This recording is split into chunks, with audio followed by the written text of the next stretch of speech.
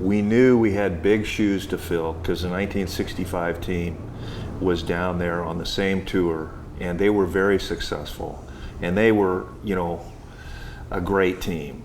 We were a good team, I think, when we left to go over there because we trained hard, and we had some young guys that came on during the year that really helped us. And we were nervous. We were very, very nervous because we knew that we were we were going to be in the spotlight, and very pumped up for that first game. And we played really well, and it was a great victory for us because I think it gave us some confidence that, hey, you know, we can compete with these guys.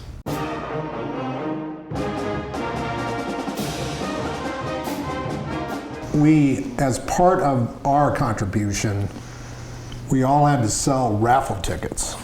And I don't recall exactly how many raffle tickets we sold, but quite a few. I think we raised tens of thousands of dollars. And, you know, Doc was a clever individual.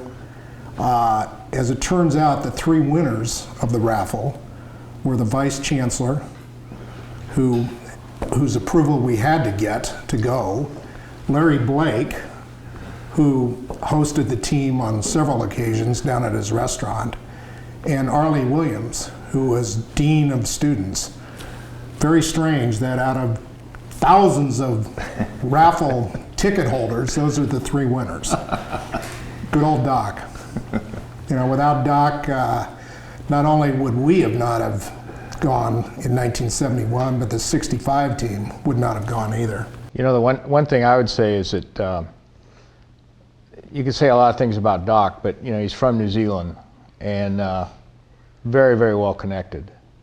And he had connections at Qantas. He had connections with people all over Australian rugby, all over New Zealand rugby. And he had a huge, I will say this about him, he never forgot a player that played for him. Qantas donated most of the travel, you know, back and forth.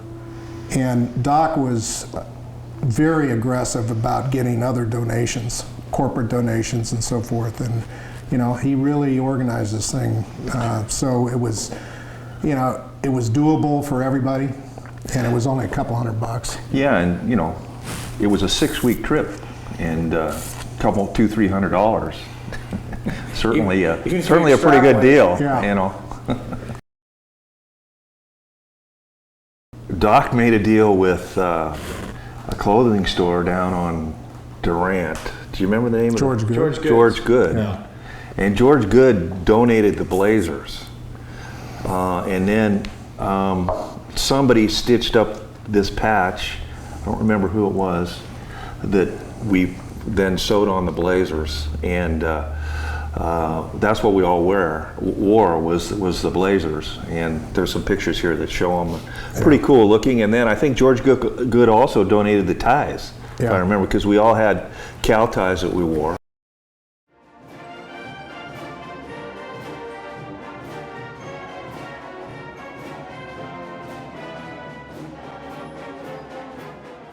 My most distinct memory about arriving there is getting off the plane, and the captain of, I think, the Townsville team, who we were going to play the first game, met us at the airport, and he was the biggest guy I've ever seen. He was like 6'9". His name was Alan Skinner. And I thought to myself, holy smokes, what are we getting ourselves into here? But it worked out pretty well. Not only was he a big guy, he was also one of the Wallaby second rows. So we were pretty intimidated coming right off the plane. I'm sure seeing this guy and knowing that he was going to suit up against us in a couple of days. It was very intentional on their part to have him meet us at the airport. Right. Then I remember we went immediately to a racetrack after like 15 hours on a plane. And we get there and everybody's exhausted. And these Australians were so hospitable. You know, welcome, we're glad to see you. And by the way, we have a trip to the racetrack now. And we all go, This was like 6 a.m. in the yeah, morning, it's like or 6 7 a.m. in the morning, or It's something like, are like you that. kidding me? You know, can we go take a nap or something first? No, you know, doctors, come on, we're going to, you know. So we went. The one thing I do remember is how they took care of us. I mean, they just went completely out of their way to make sure we were comfortable, that we were fed well, that we were taken wherever we wanted to go. They just tripped all over themselves to accommodate us, and it was pretty cool. You know, another thing that just came to my mind was we wore football jerseys. And that was another way of Doc just kind of promoting the whole football part of it. And gridiron, not football. And we left, I don't think we brought our real jerseys, No, did we? we didn't. No.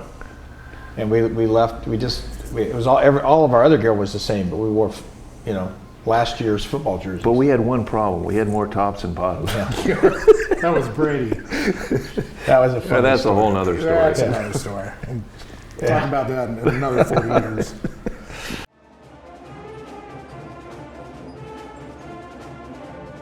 The thing I remember about Townsville was we played on the 4th of July. And we played, Townsville had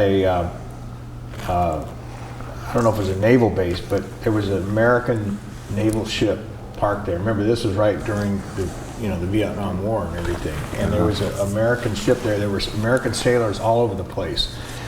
And they made a big deal out of, you know, our first game on the 4th of July with all these Navy guys. And so we had a pretty good rooting section there for us. I mean, I don't think any of them knew anything about rugby, but they knew there were a bunch of Americans down there. Do you playing. remember the parade we had before the game? They paraded us around town in these open air cars and into the stadium. Right. And, you know, here's this team from California that we felt we were on, you know, sort of sacred ground coming to Australia, the home of rugby. And they just treated us like celebrities. But I'll tell you, it really got us fired up. And we played exceptionally well that first game. Yeah. And beat them pretty handedly.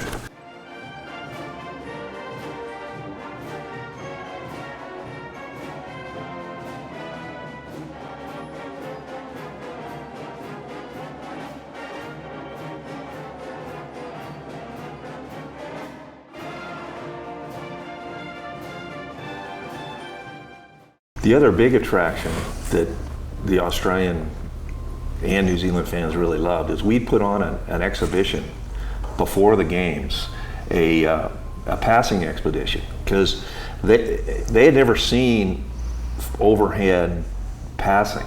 And our scrum half, one of our scrum halves was Dave Penhall, who was a starting quarterback for Cal. And we'd go out before the game, and Dave would throw these 40-yard passes downfield, the guys running pass patterns and stuff. And the people were extremely excited to see that because they'd never seen that before, and it was a big attraction.